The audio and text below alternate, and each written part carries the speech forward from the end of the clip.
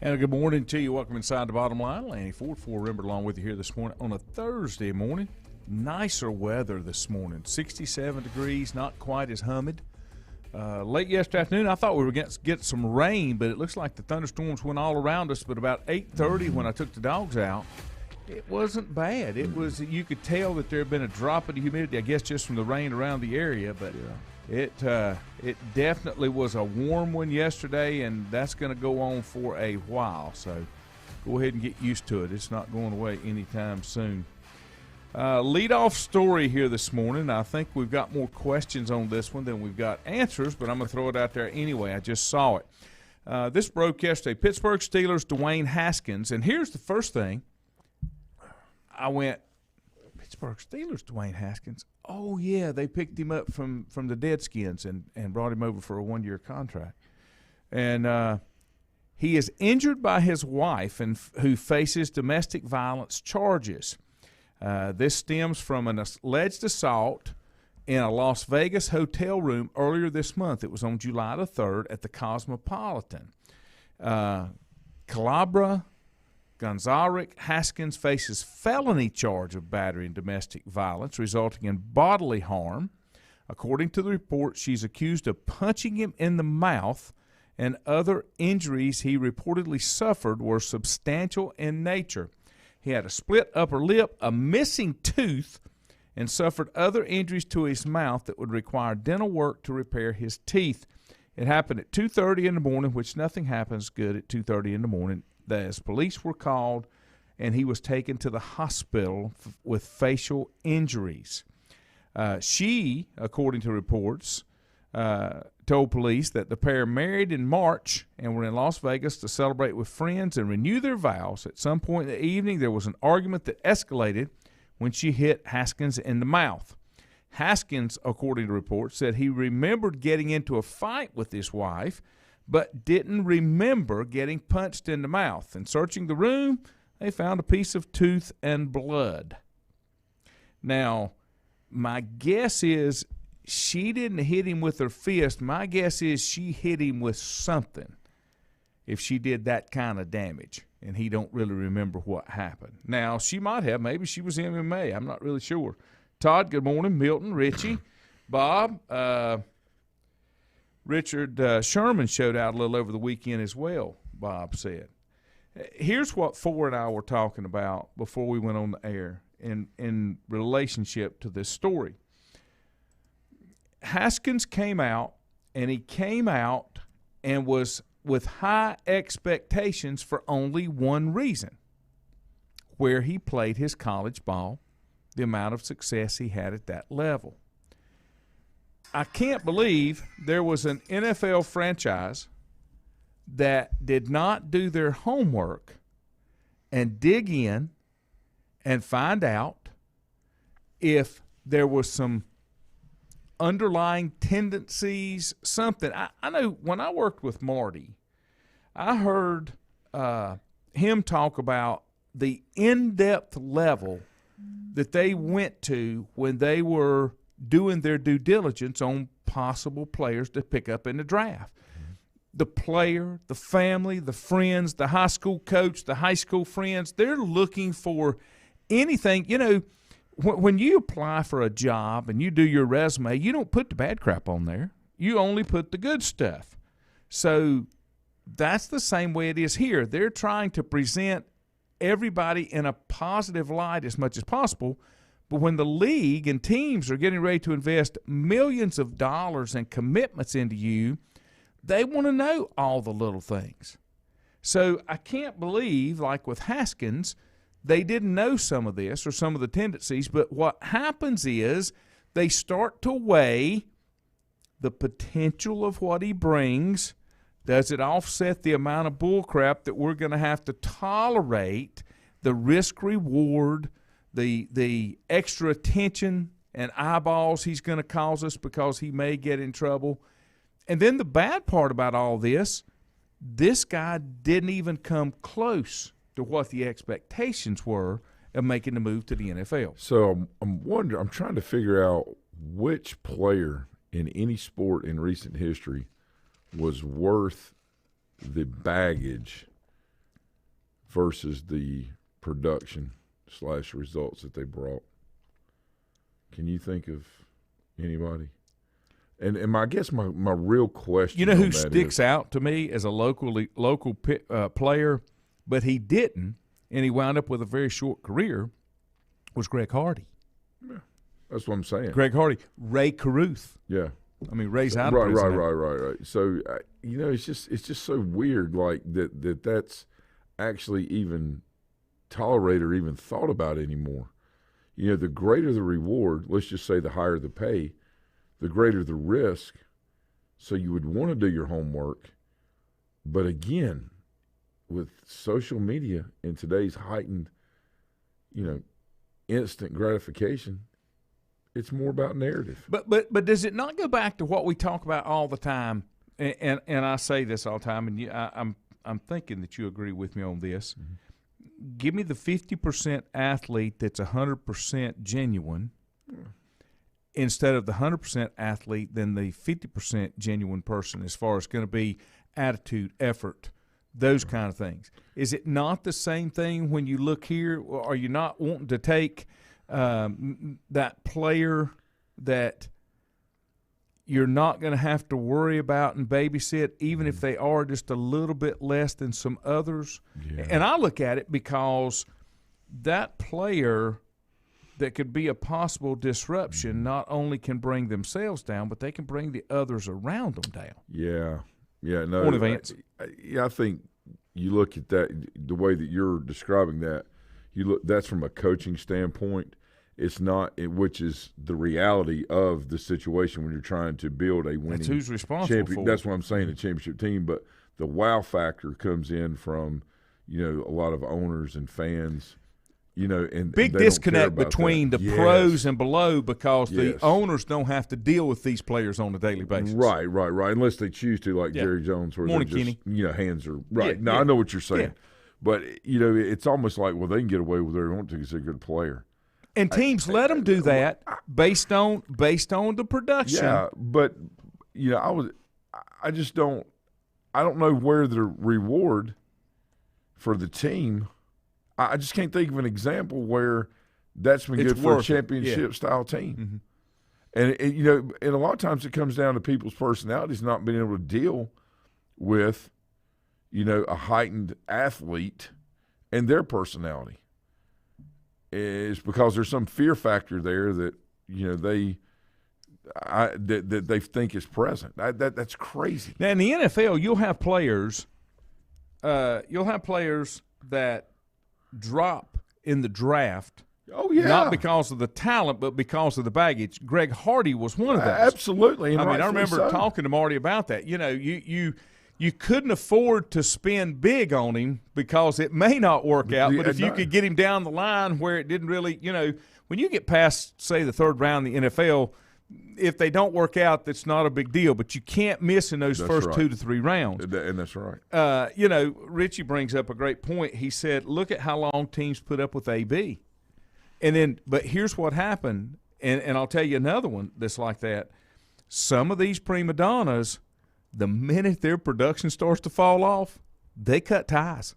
Because if they're not getting the production that's worth the aggravation that they're bringing to the team, they just kick them to the curb, which they should do. Chad Johnson or Ocho Cinco. Yeah, that's another one. Terrell Owens. Mm-hmm. Yeah. Who may have been one of the greatest talents ever, to come through the NFL. Couldn't get that head screwed on. Well, they talk about, he wasn't fast for this, wasn't fast for that. Again. But, his biggest thing, what he was known for and what went away was his ability to separate. And that's what I'm getting at. Which is, it wasn't about top end speed, but the ability to separate right, and that's to make what the catch. Could do because he was so big and strong. It was kind of like Steve Largent is a great example of separation. That guy couldn't outrun a turtle, in a sprint, but yet he knew how to get away from people and how to position himself. It's like we were talking to a couple of players yesterday. We had a scrimmage at West Forsyth, the 7-on-7 with several different schools. And we were talking, I was talking to a couple of kids about, playing DB and a couple of our wide receivers. And, it's about separation. As a defensive back, how do you keep that from happening? Mm-hmm. And as a receiver, what are some of the things you can do to help create that and get even more, about your approach steps and things like that. And that's what Largent and T.O. Ray Rice. Ray Rice is a great example. Now the one, Kareem Hunt, that's one. And then Brandon talking about the guy with the Browns to play opposite Nick Chubbs. That's Frank Clark. Yeah. Frank Clark. This just happened. This was from a March arrest. Yeah. But they charged him this past, I guess it had been Friday, July 9th, with one felony weapons violation stemming from his arrest back in March 13th. When you start getting those felonies, they get really upset about it. Now, here's what happened. He was arrested along with another man when officers say they found 2 loaded firearms in the vehicle after a traffic stop. Clark was also arrested last month in Los Angeles in a separate incident in which police officers allegedly saw a submachine gun in his car, but that remains under investigation. Alex Shapiro, his attorney, said at the time of his arrest was suspicion of having a concealed firearm in a vehicle that the gun belonged to Clark's bodyguard. Now, here's the thing, and this is why do you not do it right? Why do you not do it right? When I say that, if you want to carry a gun, you can, but you get the paperwork. I carry one. But if you're a felon, I've got I a don't conceal. think you can, right? If you've ever been convicted of a felony, that's correct. Right. But the point that I'm making is there are ways that you can do it and do it legally. And then the other one that we came up with, Richard Sherman, and Richie was making a point that you don't think of Richard Sherman in this context because didn't he go to Stanford? Oh, yeah. Very well spoken, educated, but he's facing several charges, including one suspicion of burglary domestic violence at his wife's parents' home in Redmond, Washington. At a news conference, Sherman also faces charges of suspicion of resisting arrest and malicious mischief. Now, possible misdemeanor DUI and hit and run related to a separate incident. He suffered minor lacerations on a lower leg and ankle and was treated at a local hospital as a result of contact with a police dog. Folks, when you get to that level, there's no way that it's going to turn out well. There's just no way. He was booked on Wednesday in Seattle. State records said he was denied bail, but that's a standard procedure for suspects of domestic violence. And then the reason they do that because they feel like there may be a threat that if they let them out before a judge can see them, that it could go a different way. Lanny, imagine if they'd put this much emphasis on all the great things that Greg Olson did in the Charlotte community. Oh, I know. And, that Alex Smith did for San Francisco. And then those are not newsworthy. They don't get clicks. Right. It's because there's no engaged, level of engaged interest. And the other side of this, if this weren't Richard Sherman, this would be a back page story if this was just a basic player. It's just, its perspective is so important on things. And at what point is the switch made? I don't know. I just, I hate to see it. He spent 7 years with the Seahawks, part of that Legion of Boom back in the day. He just reinvented tackling. He had the way to tackle. He just completed his 3rd season with the 49ers. I'm wondering, and here's the thing that I'm kind of curious and interested in, especially like with Dwayne Haskins, this may be the end of his career. This may be enough that the Steelers don't even want to do that 1 year. No way. You think I'm wrong? Well, I just don't see it. It wasn't his fault. That's the first thing that'll come out. Well, his wife did it to him. Okay. Why did she do that? They were married in March and renewing their vows in July. Did something happen? If she walloped him at 2:30 in the morning. Well, my question is, you renew your vows like on a 10 or 20 or 30-year thing normally, right? Mm-hmm. So why would you need to renew them unless they were maybe not appropriately adhered to between March and July? I got nothing. I'm not accusing anybody of anything. I'm just asking a question, which that seems to be okay to do in some things, but not okay to do in others. Have you ever noticed that? Now, if you came up with a tradition inside your marriage that every year on your anniversary you wanted to renew your vows, but they hadn't even made it 6 months. March to July, that's about 4. That's about 4 months. Andrew Mooney, good morning. It's a quarterly renewal. Andrew Williams, good morning. Kerry Edwards, good morning. Richie said, here's a feel-good on the Neal thing. Sam Howell, quarterback for Carolina, signed his first deal. He signed with a nonprofit called Table North Carolina. It's a chirpy organization trying to help feed a charity. I know. I read. He must have did text, voice to text. Right. A charity organization trying to help feed kids in North Carolina. So what he did, he signed, but all of the proceeds that he gets is going to go to that charity. That's first class right there. First class. It's unfortunate because Sam Howell makes some money in the league. And it's unfortunate they haven't been able to do that for nonprofits. Mm-hmm. Again, the good things. Mm-hmm. Show me the money. Mm-hmm. Show me this. Show me that. I don't know, man. Bob says bad news is the best for the media. Yeah. And think many of the knuckleheads get involved with poor choices, and then many feel they are above the law. That's true too. Annette, good morning. Milton said they didn't give up on Ben when he was involved in the sexual assault charges. Here's the deal. Let me just say this, Milton. Please don't put Dwayne Haskins and Ben Roethlisberger in the same sentence. Because you go that talent risk-reward thing, they're not even close. I've never been impressed by Haskins, ever, even when he played his college ball. Never been impressed with him. So I don't think you can – I understand what you're saying. Oh, yeah, but that's I understand Stephen Lowe, good morning. But that's where the problem comes from. You know, it depends how much they will take and tolerate to do that. Let me take our break. We'll be back in a moment. If you ask around, you'll find Burke Mortuary has a reputation for excellence and commitment to value. They've built a reputation of trust for more than 35 years. Burke Mortuary is proud to offer personal attention, meaningful tributes, and the area's most affordable prices. They're also proud to offer you beautiful, state-of-the-art facilities. It's the perfect place to honor your loved one. So when choosing a funeral home, the choice is easy. Choose Burke Mortuary with locations in Maiden and Newton.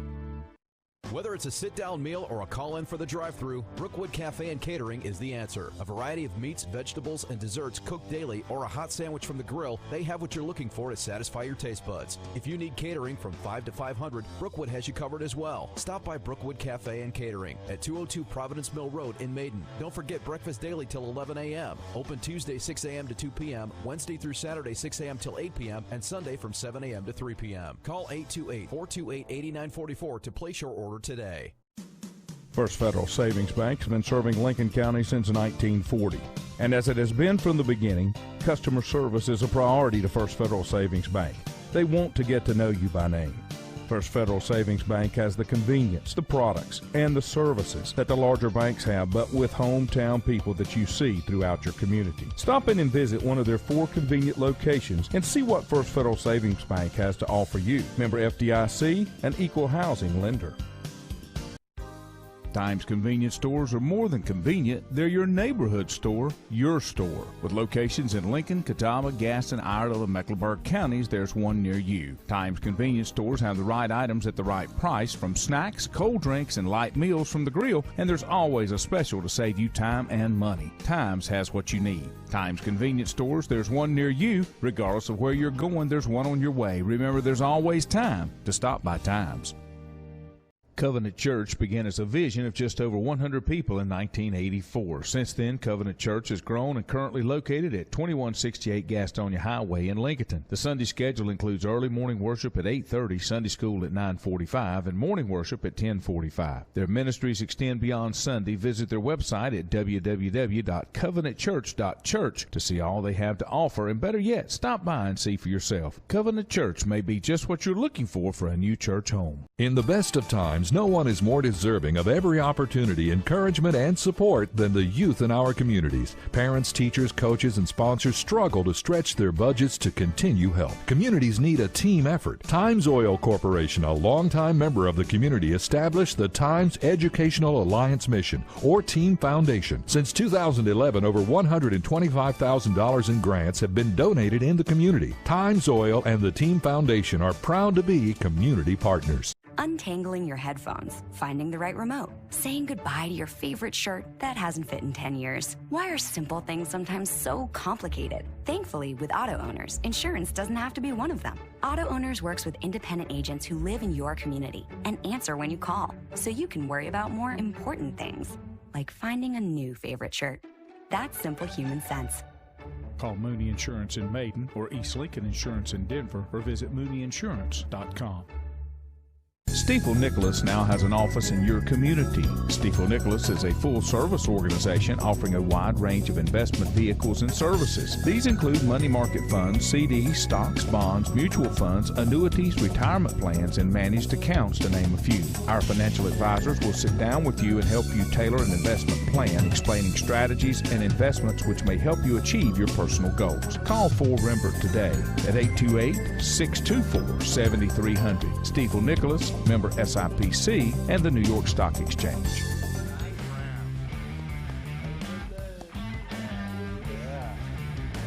Well, I know I'm excited, obviously, to be putting on this event, because I think there was a period of time where we...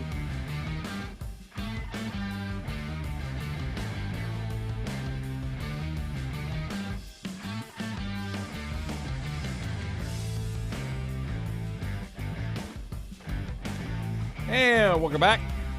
Glad to have you here this morning on a post-hump day, Wednesday. Covenant Church is one of our sponsors, and yesterday was Pastor Mike's birthday. I don't know how old Mike was. Mike Devine. Go back a lot of years. Todd said they may not have had a ceremony talking about Dwayne Haskins because of the Rona.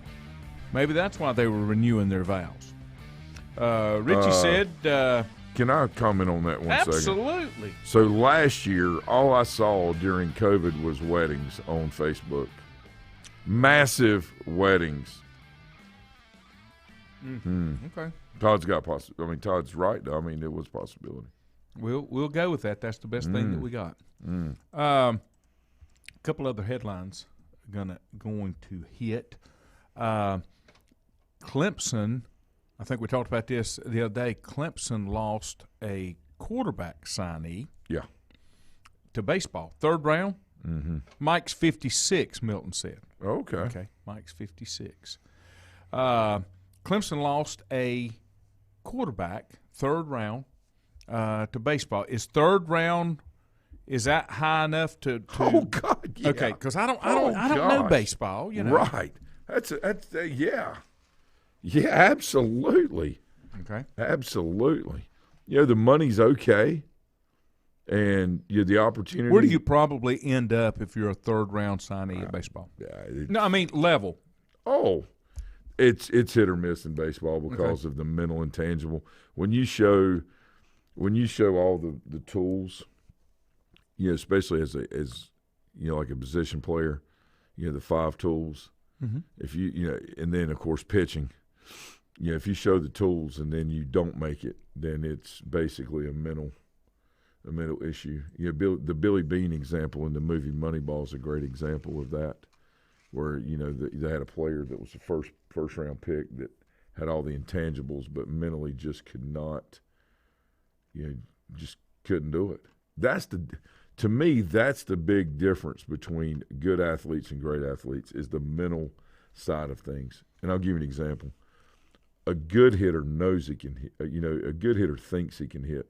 A great hitter knows he can. He doesn't care about individual bats. Would this be a correct statement that a great player never knows a moment that's too big for him? Yeah, right. Pressure's what you put on yourself, not the situation, okay? And, you always be bigger than the moment. I talk to our kids about that all the time. But, there's still developing in maturity and things like, just being kids. I mean, you have to be immature before you can be mature. So you got to, work through those things. But with these, with these great athletes, that is the biggest difference, is the mental side. We can talk about physical training all day long. The difference is you can train somebody to do something and say, well, they look really good doing it here. But then when they get out in a game situation or performance situation and fold, it's not about the physical tool. It's about the mental approach. I can take a kid that very rarely works out hitting a baseball and motivate them to go up there and hit the ball and find a way to do it, and they'll be able to, at some point, be able to get up there and do something. You can take a kid and train them all the time and never talk about the psychological aspects of what they're doing, and they go up and fail. They hit below 200, and they train all the time. I'm going to give you what's wrong with me? What's wrong with me? It's your head. That's what's wrong with you. I'm going to give you a football example of how this individual supposedly, well, there was two of them back in that same time period, but the one specifically, from the time they were a toddler, right, were developed to be a football player from their nutrition. Todd Marinovich. Yeah, Marinovich. Yeah, I remember him. And his dad, right. No sugar, no nothing. Imitation ketchup. And he could do everything, but he didn't have it between the ears and was a total failure. They forgot to talk about maybe not using. I know. They didn't do the mental stuff. Recreational. Yeah. Type things. There has to be an equal balance. There's got to be balance in a person's life. It can't be. The other one I was thinking about was Tony Mandrich, but he just failed because of the roid thing. Holy moly! Yeah. Bosworth's another one. Yeah, the thing with Mandrich was physical size and strength was not an issue because of multiple reasons, or one big one, but his feet weren't very good. And that's what he got exposed to. You can't be an offensive lineman if you don't have feet. Yeah, you can't lean. You got to keep your feet under you while you're punching. You're going back. Right? Absolutely. Yeah. I mean, and ESPN or whoever did a great segment on him with interviews and just going so people could understand the process. Like, how does a guy this big that's got 2 grocery carts going through the store to eat at about once a week, how does that guy not make it in NFL? It's about substance. He had the style from the look. But the thing of it is, the part that people miss, just like you were saying, and I guess the part that I don't like about today's baseball game, it used to be back in the day that baseball player was a pretty good all-around athlete because they had to do multiple things: hit, catch, throw, run, everything. Yeah. Now it's become so specialized in certain areas that you don't have to have all those tools in the other ones, in the other areas. And I think it's hurt. It has. And it's the same thing when you think about it. Every athlete has to have all the aspects of the entire game. And the other reason why athletes should always play multiple sports, there are skills and traits that you pick up from other sports that will benefit you in your primary sport that you want to concentrate. I completely agree. And, it's so interesting. Like when I look at local high schools and I look at their baseball rosters, very few of the players play other sports now. We had maybe 1, 2, 3.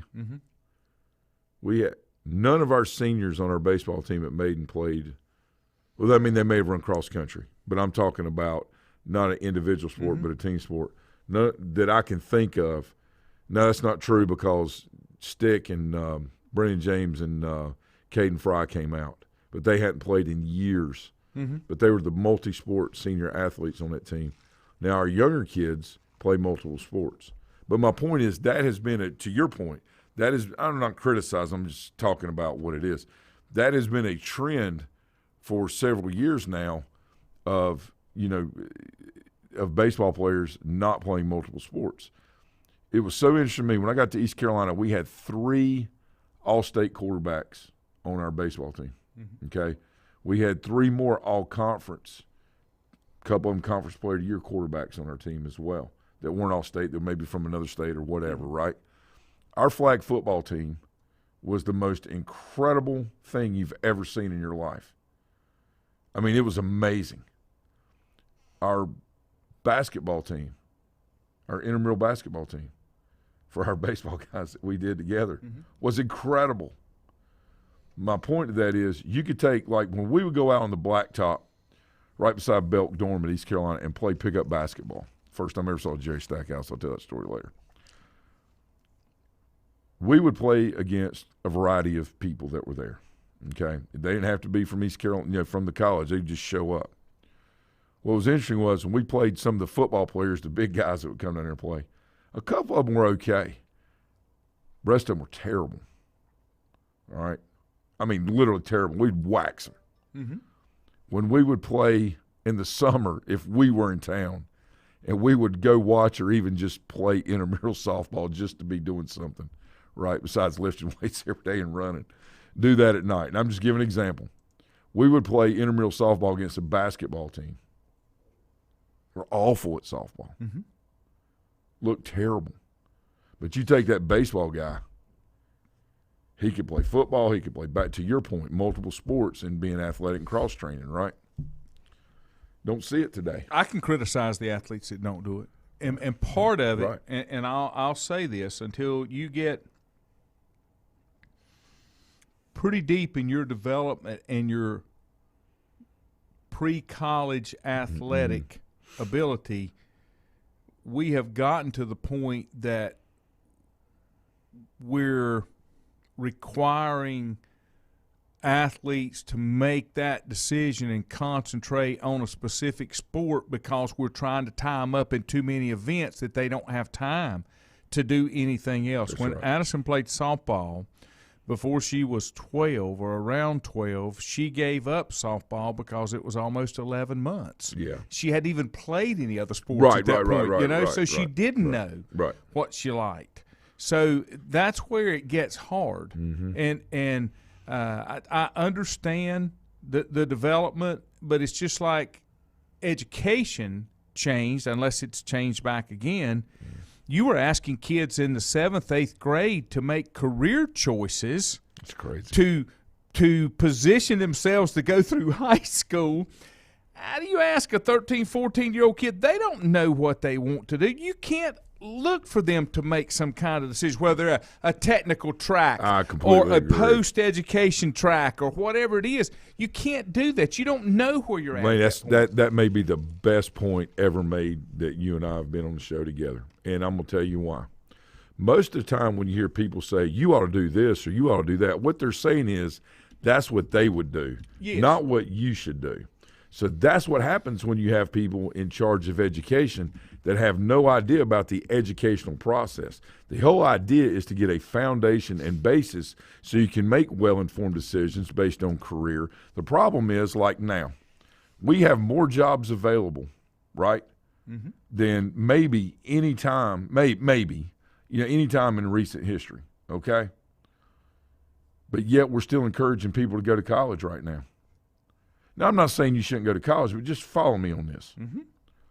If you have all these jobs available right now and you have the ability to make all this money while the job market is very favorable, why would you go to school for 4 years and not work, or 5 years or 10 years or whatever, and then get a degree in whatever? And then when you get out, maybe the job market's not as good. Why would you not work, accumulate, and then go back to school when the job market?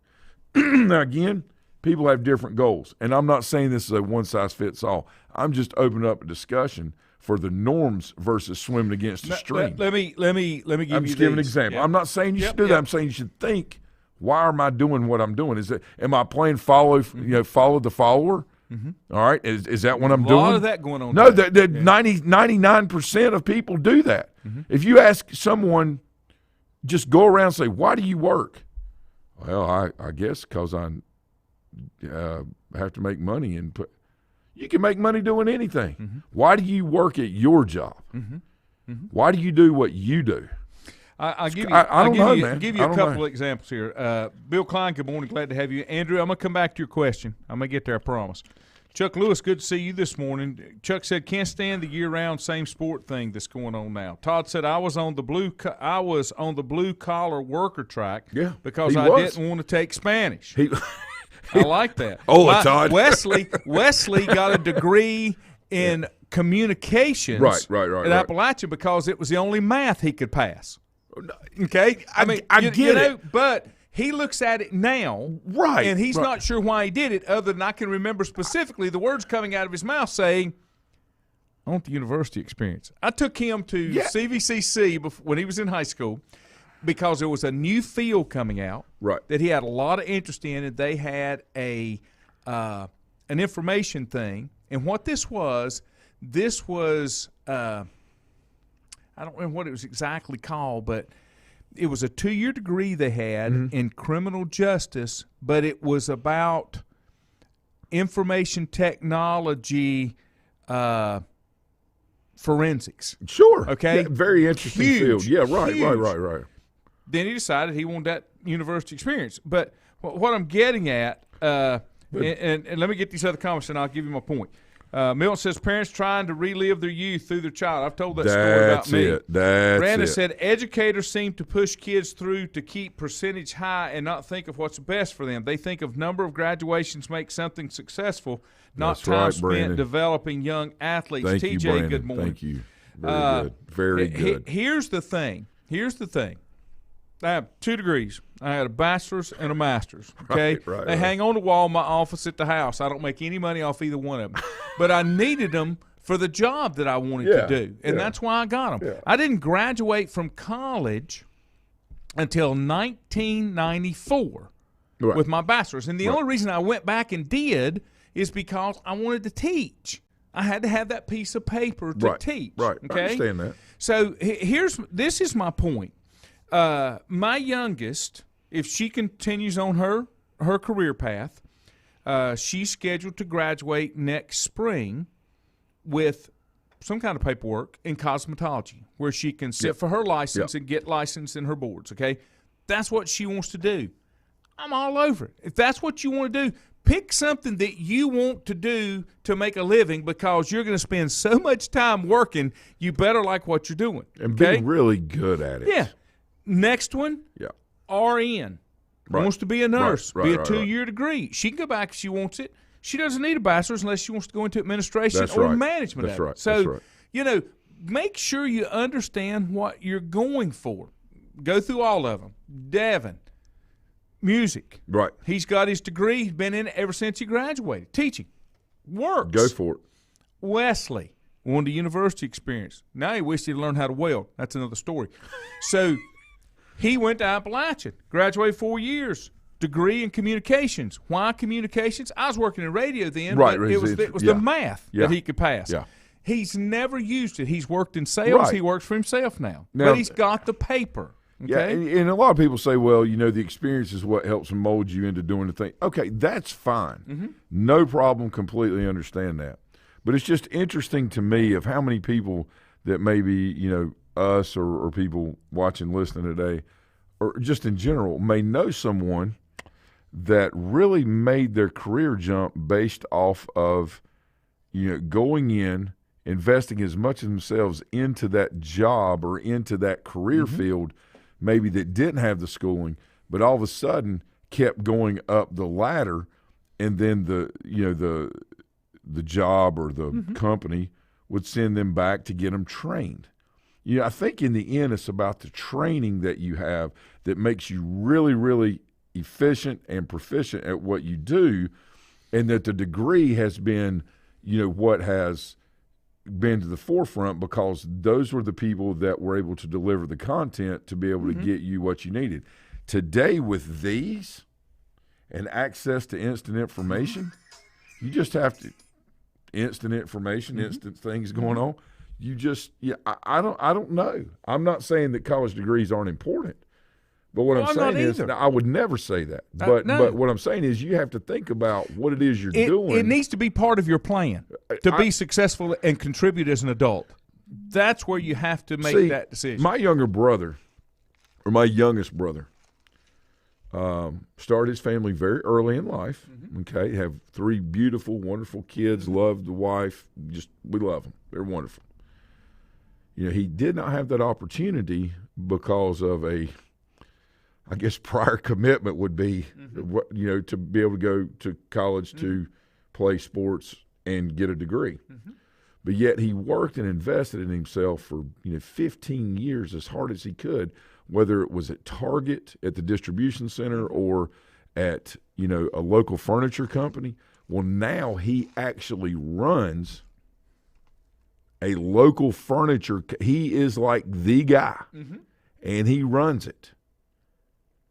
I don't know if him going to getting a furniture degree or a degree in management would have propelled him any quicker, because of the investment he made into into himself to make himself better at what he did. And then he did all the different things and learned about how things work and figured out a process and how to make things more efficient based on the way things had changed. What usually happens?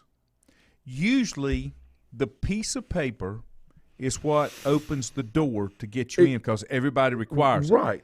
What you do after you get there, your work experience and your accomplishments are what evaluations and get you moving forward to become who you're going to become. Or who you know.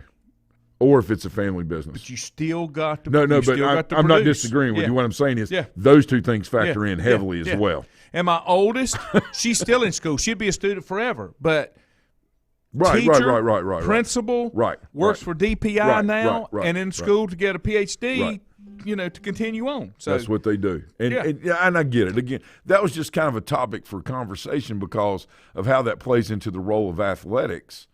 When some of these, student athletes, male and female, all right, go and have that college experience. That's why, like my son Quinn plays football and baseball at Maiden, played basketball last year, probably going to wrestle this year. Which I couldn't be more happy about because I think that's good for you. I do too. But he wants to play 2 sports in college. Now, we're not talking about a guy that he's a big, strong youngin'. Don't get me wrong. I mean, he works very, very hard. But we're not talking about someone that's going to go play, in SEC or ACC or anything like. We're talking about, and maybe not even Division II. What he's looking for is a university. And I'm just giving an example. He's already got goals, and he told me this. I would like to go to a university or college and start off even at junior college if I have to, that will allow me to play both sports. Now, he may or may not be a star at both. Nothing wrong with that. Okay, but he has all the intangibles that they are looking for when they want someone as a part of their team. But it's about opportunity. And that's what he's looking for. And unfortunately, with what he's wanting to do, the scope is very limited because they base it more, and rightfully so, on the overall athleticism initially instead of the value that can be brought through being someone in that 50 to 70 range, all right, that continues to work and up the scale. I remember when he was in the 7th grade, his middle school football coaches, told me, they said, we just don't know if he'll ever – really, break out and be a decent football player. We just don't. He just doesn't. I said, guys, let me give you an example of something. My brother Grant, who started in the Shrine Bowl at quarterback, didn't start playing football to the 8th grade. Okay, my brother Aaron didn't play these in 8th grade, didn't play in 9th grade, played in 10th grade, transferred to Maiden, played 11th and 12th over here. My baby brother JR started playing in 7th grade, sat on the bench for 2 years at Jacobs Fork, and then came to Maiden and played defensive end and quarterback when Grant graduated. All right, and he played JV quarterback for 2 years. So it's about the development. That's what people don't understand. You don't have to come through when you're 6 and start playing. But that's what I'm talking about. It's all about the development of the athlete, in those years, between age 12, 13, and 16, 17.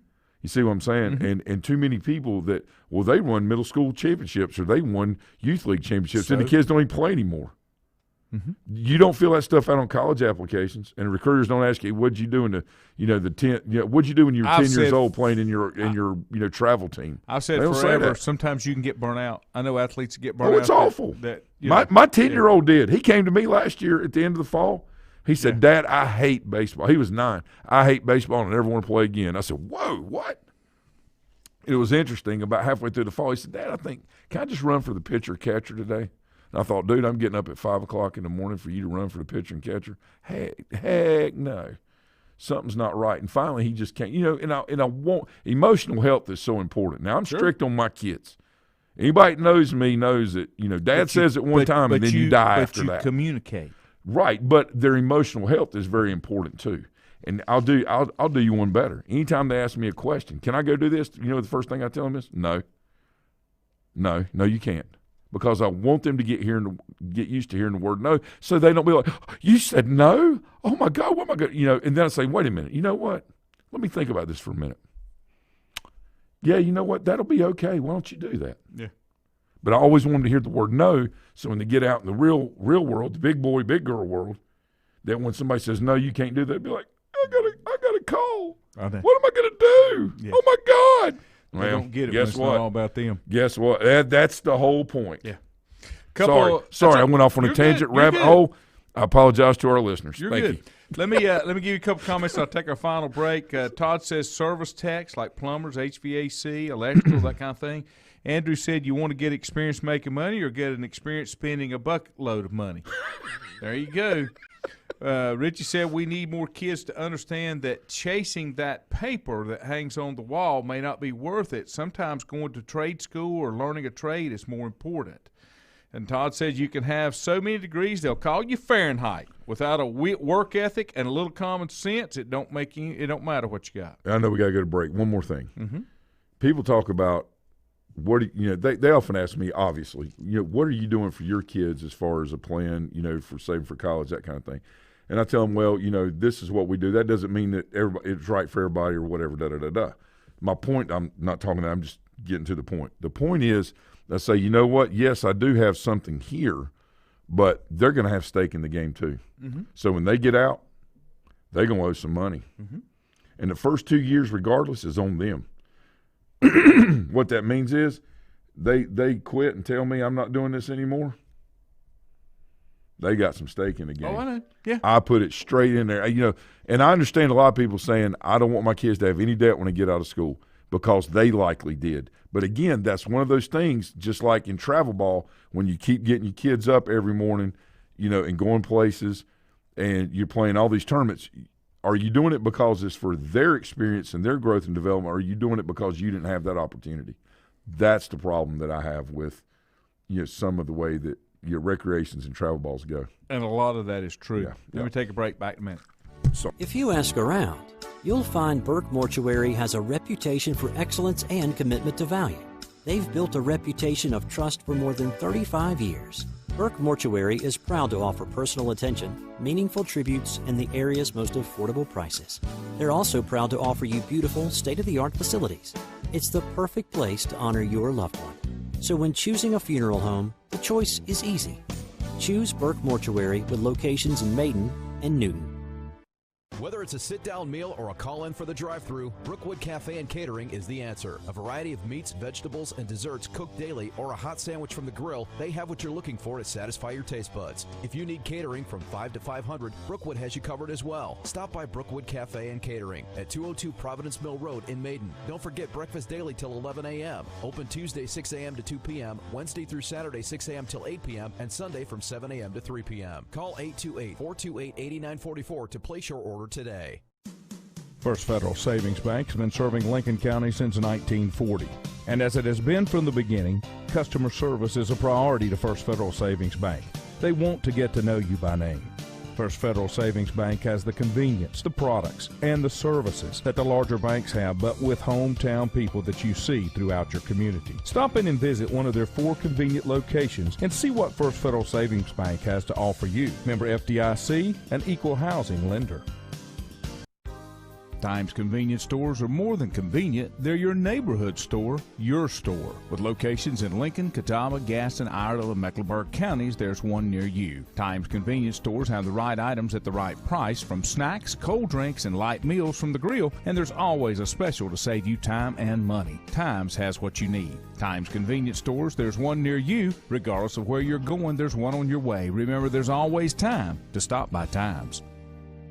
Covenant Church began as a vision of just over 100 people in 1984. Since then, Covenant Church has grown and currently located at 2168 Gastonia Highway in Lincoln. The Sunday schedule includes early morning worship at 8:30, Sunday school at 9:45, and morning worship at 10:45. Their ministries extend beyond Sunday. Visit their website at www.covenantchurch.church to see all they have to offer, and better yet, stop by and see for yourself. Covenant Church may be just what you're looking for a new church home. In the best of times, no one is more deserving of every opportunity, encouragement, and support than the youth in our communities. Parents, teachers, coaches, and sponsors struggle to stretch their budgets to continue help. Communities need a team effort. Times Oil Corporation, a longtime member of the community, established the Times Educational Alliance Mission, or Team Foundation. Since 2011, over $125,000 in grants have been donated in the community. Times Oil and the Team Foundation are proud to be community partners. Untangling your headphones, finding the right remote, saying goodbye to your favorite shirt that hasn't fit in 10 years. Why are simple things sometimes so complicated? Thankfully, with auto owners, insurance doesn't have to be one of them. Auto Owners works with independent agents who live in your community and answer when you call, so you can worry about more important things, like finding a new favorite shirt. That's simple human sense. Call Mooney Insurance in Maiden or East Lincoln Insurance in Denver, or visit mooneyinsurance.com. Stifel Nicholas now has an office in your community. Stifel Nicholas is a full-service organization offering a wide range of investment vehicles and services. These include money market funds, CDs, stocks, bonds, mutual funds, annuities, retirement plans, and managed accounts, to name a few. Our financial advisors will sit down with you and help you tailor an investment plan, explaining strategies and investments which may help you achieve your personal goals. Call 4 Rembert today at 828-624-7300. Stifel Nicholas, member SIPC, and the New York Stock Exchange.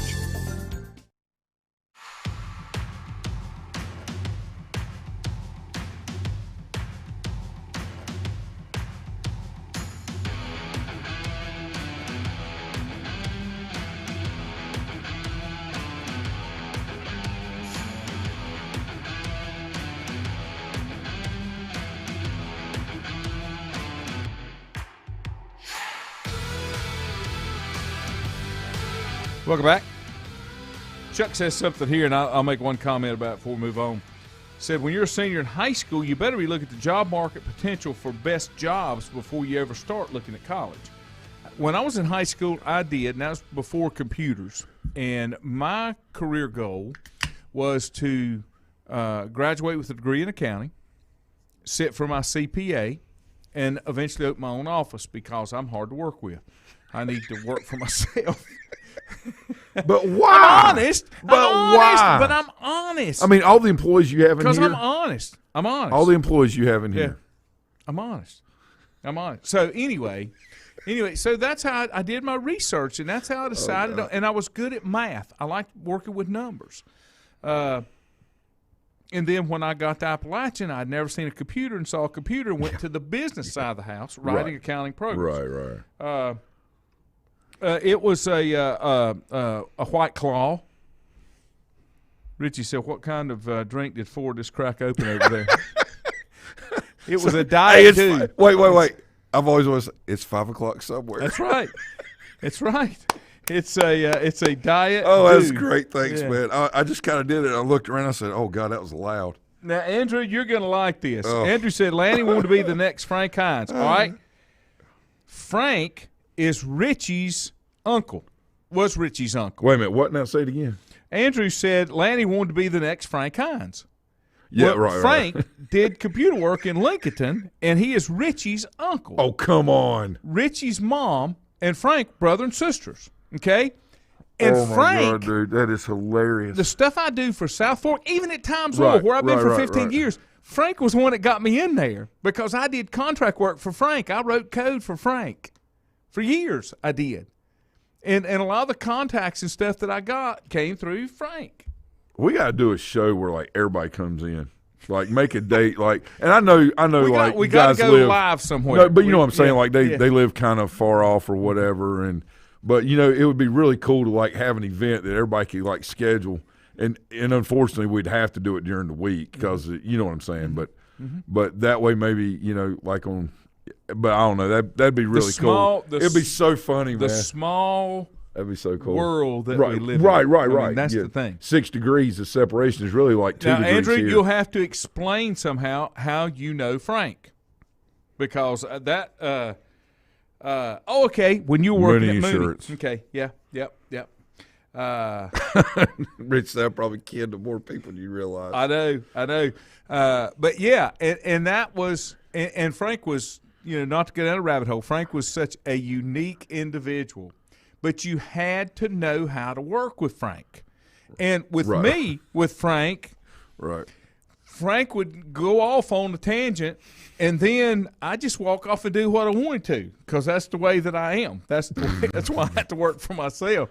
But the goal was Frank would send me to these clients to do things, and most of the time they wanted me to come instead of Frank, because Frank would tend to fuss at them sometimes. And as long as I got the job done and he billed them and that kind of thing, it was Rich. I'll tell you one good story, my best Frank story ever. Okay, and I loved Frank. I'm gonna tell you, like I say, a lot of the contacts that I have and things that I do came through Frank when I worked with Frank. I'll never forget when he had his shop, and his shop was the brick building after you cross the creek right beside of Lincoln Cafe. Used to be the ranch house there, kind of across from Carolina Hardware. And this was years ago. Gosh, this is probably close to 20 years ago. Frank sold equipment, and then he also, if somebody would get viruses or anything like that, mess up their computer, people would bring them in, Frank would clean them up. Put them in there on the bench back in the back, and he'd clean them up. And I'll never forget, I had an office down there, and I would spend some time down there writing code and doing things for him.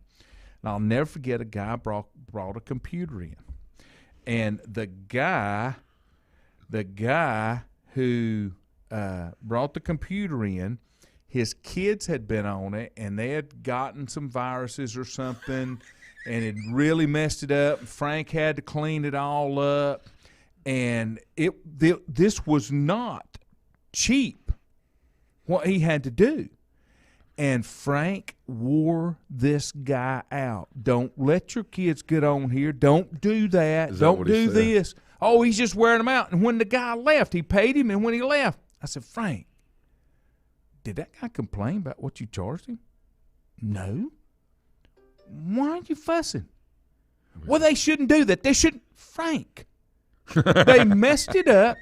He brought it into you. He paid you to fix it, and he didn't complain. Right, and you fixed I said, if he brings it once a month, well, you shouldn't do. Frank. Exactly. He didn't complain, but Frank didn't want him to mess it up. Has Frank met my dad? I just Richie says, Frank fussed at somebody? Never. And then got rolling laughing out there. Richie said some history. Pop and Granny Hines owned the land behind Carolina Hardware's home. The building used to be an ice cream and soda shop.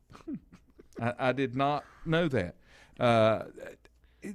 All kind of history there, but that's interesting. I forgot Andrew. I forgot. Well, you know, I love West Lincoln area. I mean, seriously, my dad taught at Fred T. Ford for 20-some years. Same thing, just across the line. No, that's what I'm saying. A lot of cousins and brothers, even brother, sister, whatever. And Jerry Copus, when he taught with my dad, and my dad coached with him, whatever. He always had a fondness, and of course, I think he ended up going to West Lincoln for a couple of years. After he retired from Ford. But he said, "Wanny, I can't live long enough to create a dynasty at West Lincoln." West Lincoln, yeah. Practice is overweighted. That's what I remember Jerry that. No, that's Jerry true. Jerry was my buddy. Oh, when we was man, at Bunker Hill together. He's a wonderful man. Miss him every day. He's so good to little kids too. But anyway.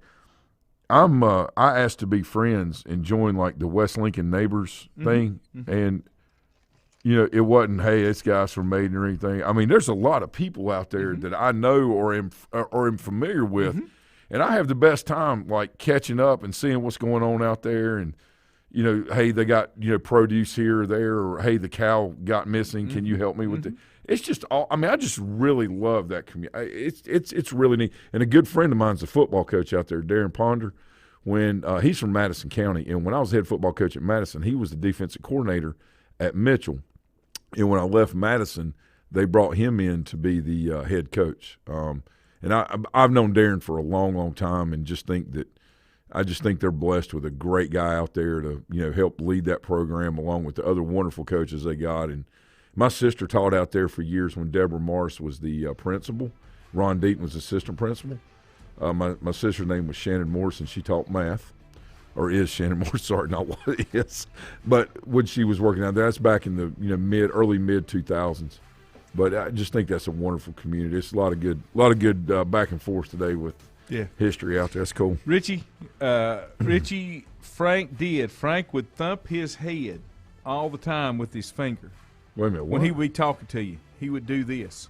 Now, the other thing that you have to understand about Frank was retired 20-plus years Army sergeant. Well, then there you go. Well, I mean, you only say had one way. Now, you got me figuring out now, why would this dude be like, because my dad, I'm sitting here thinking, okay, I know that guy. I just lived with him for a long time. Didn't realize. Yeah, no. Now, okay, I needed that in the beginning. Retired. Okay, now I understand. Yeah. But the head thumping thing. I don't know. What does that Maybe mean? Richie, I don't know. I mean, is that, I've never heard of that. What is that? How about we talk Clemson tomorrow, Andrew? I'm sorry. My bad. Time run away from me. Hey, have a great day. No, Andrew and I are going to Disney.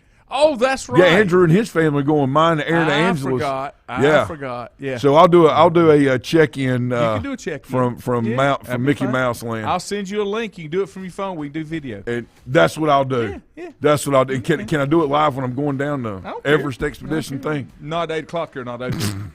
Everest is one of my favorite rides. I love Disney. Have a great day. We'll see you tomorrow.